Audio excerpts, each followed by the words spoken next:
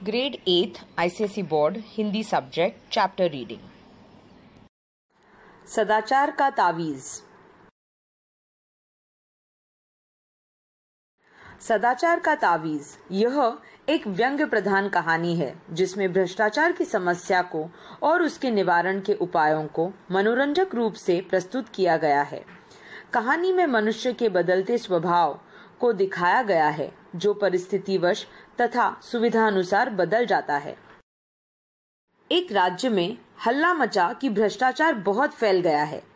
राजा ने एक दिन दरबारियों से कहा, प्रजा बहुत हल्ला मचा रही है कि सब जगह भ्रष्टाचार फैला हुआ है। हमें तो आज तक कहीं नहीं दिखा। तुम लोगों को कहीं दिखा हो तो बताओ। दरबारियों ने कहा, जब हुजूर को नहीं दिखा तो हमें कैसे दिख सकता है? राजा ने कहा, नहीं, ऐसा नहीं है। कभी कभी जो मुझे नहीं दिखता है वह तुम्हें दिखता होगा। जैसे मुझे बुरे सपने नहीं दिखते पर तुम्हें तो दिखते होंगे। दरबारियों ने कहा, जी दिखते हैं, पर वह सपनों की बात है। राजा ने कहा, फिर भी तुम लोग सारे राज्य में ढूंढ कर देखो कि कहीं भ्रष्टाचार तो नहीं है। अगर कहीं मिल जाए तो हमारे देखने के लिए नमूना लेते आना, हम भी तो देखें कि यह होता कैसा है। एक दरबारी ने कहा, हुजूर, वह हमें नहीं दिखेगा। सुना है वह बहुत बारीक होता है। हमारी आंखें आपकी विराटता देखने की इतनी आदी हो गई है कि हमें बारीक चीजें दिखती ही नहीं। हमें भ्रष्टाचार दिखा भी तो उसमें हमें आपकी ही छवि दिखेगी, क्योंकि हमारी आंखों में तो आपकी ही सूरत बसी है। पर अपने राज्य में एक जाति रहती है जिसे विशेषज्ञ कहते हैं।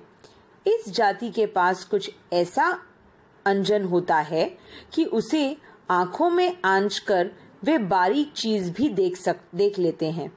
मेरा निवेदन है कि इन विशेषज्ञों को ही हुजूर भ्रष्टाचार ढूंढने का काम सौंपे।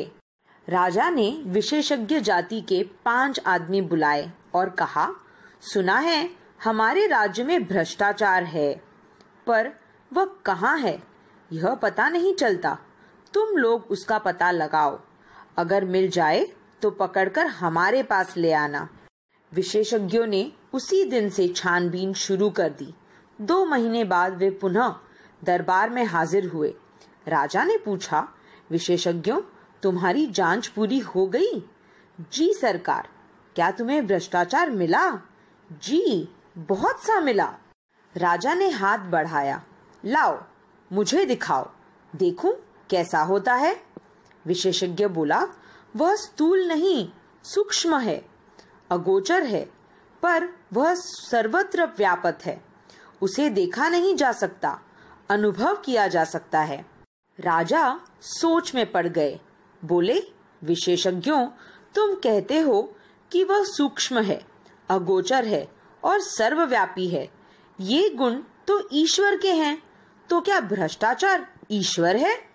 विशेषज्ञों ने कहा, हाँ महाराज, अब भ्रष्टाचार ईश्वर हो गया है। एक दरबारी ने पूछा, पर वह है कहाँ, कैसे अनुभव होता है? विशेषज्ञों ने जवाब दिया, वह सर्वत्र है। वह इस भवन में है, वह महाराज के सिंहासन में है। सिंहासन में? कहकर राजा साहब उछलकर दूर खड़े हो गए। विशेषज्ञों ने कहा, हाँ सरकार, सिंहासन में है। पिछले माह इस सिंहासन पर रंग करने के लिए विशेषज्ञों ने कहा, हाँ सरकार, सिंहासन में। पिछले माह इस सिंहासन पर रंग करने के लिए जिस बिल का भुगतान किया गया था वह बिल झूठा था। वह वास्तव में दुगने दाम का था। आधा पैसा बीच वाले खा गए।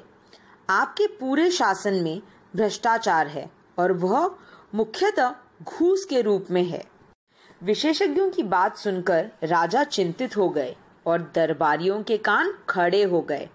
राजा ने कहा, यह तो बड़ी चिंता की बात है। हम भ्रष्टाचार बिल्कुल मिटाना चाहते हैं। विशेषज्ञों, तुम बता सकते हो कि वह कैसे मिट सकता है? विशेषज्ञों ने कहा, हाँ महाराज, हमने उसकी भी योजना तैयार की है। भ्रष्टाचार मिटाने के लिए महाराज को व्यवस्था में बहुत परिवर्तन करने होंगे। एक तो भ्रष्टाचार के मौके मिटाने होंगे, जैसे ठेका है तो ठेकेदार है, और ठेकेदार है तो अधिकारियों के लिए घूस है। ठेका मिट जाएगा तो उसकी घूस भी मिट जाएगी। इसी तरह और भी बहुत सी चीजें हैं।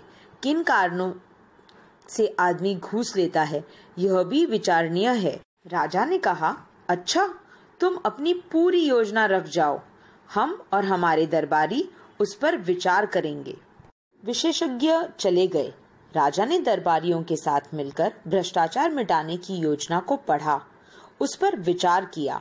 विचार करते दिन बीतने लगे और राजा का स्वास्थ्य बिगड़ने लगा।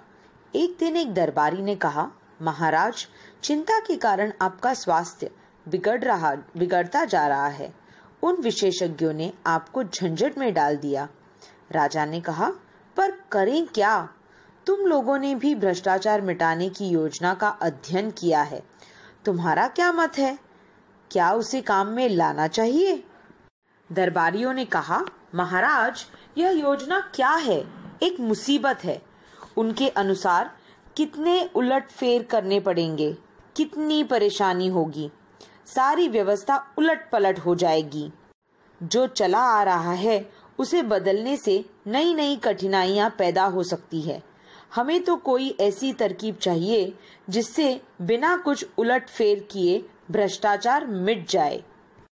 राजा साहब बोले, मैं भी यही चाहता हूँ, पर यह हो कैसे? हमारे प्रपितामह को तो जादू आता था, हमें वह भी नहीं आता। तुम लोग ही कोई उपाय खोजो। एक दिन दरबारियों ने राजा के सामने एक साधु को पेश किया और कहा, महाराज, एक कंदरा में तपस्या करते हुए इन महान साधक को हम ले आए हैं। इन्होंने सदाचार का तावीज बनाया है। वह मंत्रों से सिद्ध है और उसके बांधने से आदमी एकदम सदाचारी हो जाता है।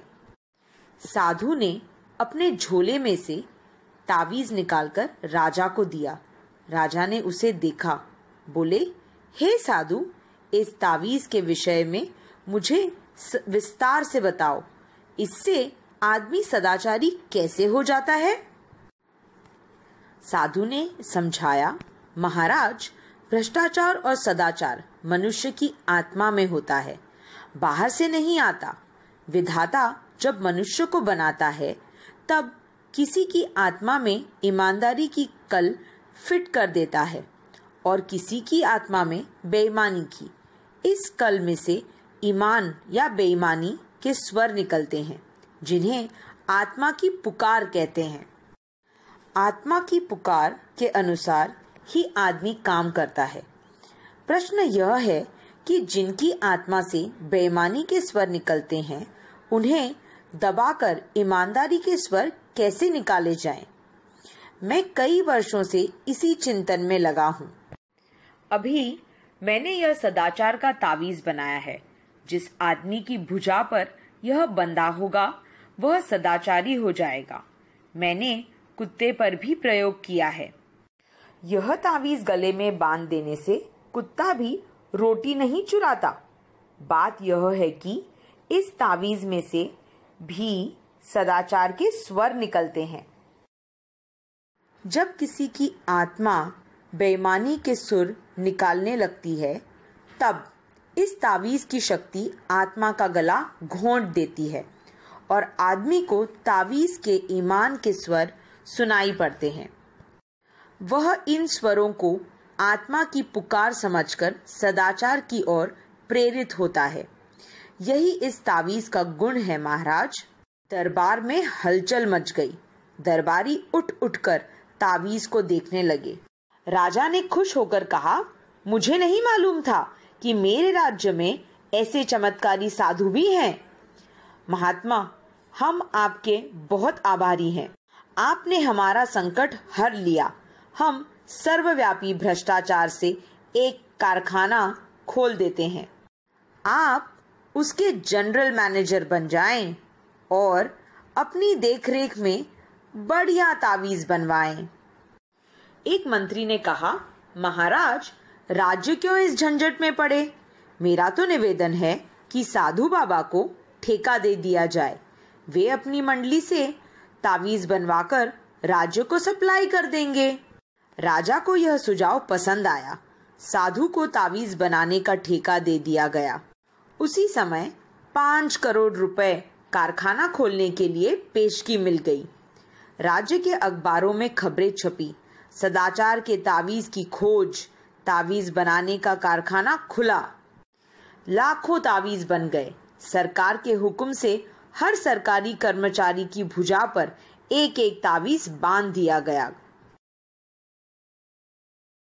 भ्रष्टाचार की समस्या का ऐसा सरल हल निकल आने से राजा और दरबारी सब खुश थे। एक दिन राजा की उत्सुकता जागी। उन्होंने सोचा, देखे तो कि यह तावीज कैसे काम करता है। वे वेश बदलकर एक कार्यालय गए। उस दिन 2 तारीख थी। एक दिन पहले ही तनख्वाह मिली थी। वे एक कर्मचारी के पास गए और कई काम बताकर उसे 5 रुपए का नोट देने लगे। कर्मचारी ने उन्हें डांटा, भाग जाओ यहाँ से, घूस लेना पाप है। राजा बहुत खुश हुए। तावीज ने कर्मचारी को ईमानदार बना दिया। कुछ दिन बाद वह फिर वेश बदलकर उसी कर्मचारी के पास गए। उस दिन 31 तारीख थी, महीने का आखिरी दिन। राजा ने उसे 5 का नोट दिखाया और उसने लेकर जेब में रख दिया। राजा ने उसका हाथ पकड़ लिया, बोले, मैं तुम्हारा राजा हूँ, क्या तुम आज सदाचार का तावीज बांधकर नहीं आए? बांधा है सरकार, यह देखिए। उसने आस्तीन चढ़ाकर तावीज दिखा दिया। राजा असमंजस में पड़ गए। फिर ऐसा कैसे हो गया? उन्होंने तावीज पर कान लगाकर सुना। तावीज में स्वर निकल रहे थे, अरे आज 31 है, आज तो ले ले। धन्यवाद।